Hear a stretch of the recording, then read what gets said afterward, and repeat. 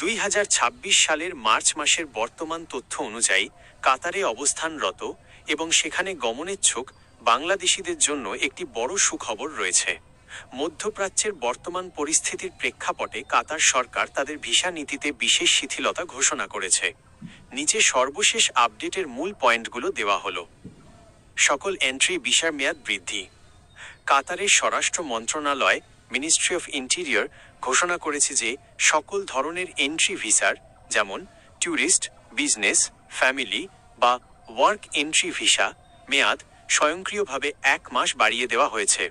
কার্যকরী তারিখ। এই নিয়ম 2026 সালের 28 ফেব্রুয়ারি থেকে কার্যকর হয়েছে।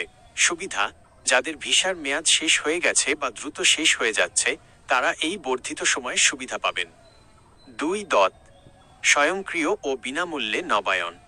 এই 1 মাস মেয়াদ বাড়ার জন্য আপনাকে কোনো সরকারি অফিসে যেতে হবে না বা নতুন করে আবেদন করতে হবে না। ইলেকট্রনিক পদ্ধতি। কাতারের অনলাইন সিস্টেমের মাধ্যমে এটি স্বয়ংক্রিয়ভাবে অটোমেটিকলি আপডেট হয়ে যাবে। কোনো ফি নেই। এই বর্ধিত মেয়াদের জন্য কোনো বাড়তি ফি বা জরিমানা দিতে হবে না। 3. গুরুত্বপূর্ণ শর্ত। জরিমানা সংক্রান্ত। যদি 28 ফেব্রুয়ারি 2026-এর আগে কারো ভিসার মেয়াদ শেষ হয়ে গিয়ে থাকে এবং তার জন্য কোনো জরিমানা ওভারস্টে ফাইন জমা হয়ে থাকে, তবে তাকে আগে সেই পুরানো জরিমানা পরিশোধ করতে হবে। জরিমানা পরিশোধ করার পরই কেবল এই নতুন 1 মাসের ফ্রি মেয়াদের সুবিধা পাওয়া যাবে। 4. পরিস্থিতির ওপর ভিত্তি করে আরও সময় বৃদ্ধির সম্ভাবনা।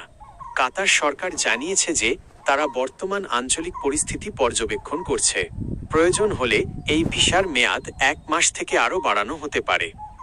5. অনলাইনে স্ট্যাটাস চেক করবেন যেভাবে আপনার ভিসার বর্তমান অবস্থা বা মেয়াদ বেড়েছে কিনা তা যাচাই করতে আপনি নিচের মাধ্যমগুলো ব্যবহার করতে পারেন। MOI পোর্টাল, কাতারের স্বরাষ্ট্র মন্ত্রণালয়ের অফিসিয়াল ওয়েবসাইট moi.gov.qa এর লিঙ্ক। মিট্রাস 2 অ্যাপ। মোবাইলে এই অ্যাপটি ব্যবহার করে সহজেই স্ট্যাটাস চেক করা যায়। কাতার ভিসা সেন্টার QVC, যারা নতুন ভিসার জন্য আবেদন করেছেন তারা এখানে চেক করতে পারেন। পরামর্শ: যেহেতু মধ্যপ্রাচ্যের পরিস্থিতির কারণে অনেক সময় ফ্লাইটের সময়সূচি পরিবর্তন হচ্ছে, তাই ভ্রমণের আগে আপনার এয়ারলাইন্স এবং কাতার দূতাবাসের সাথে যোগাযোগ রাখা বুদ্ধিমানের কাজ হবে। কাতার বা অন্য কোনো দেশের শ্রমবাজার বা কাজের খবর নিয়ে আপনার কি আরও কিছু জানার আছে?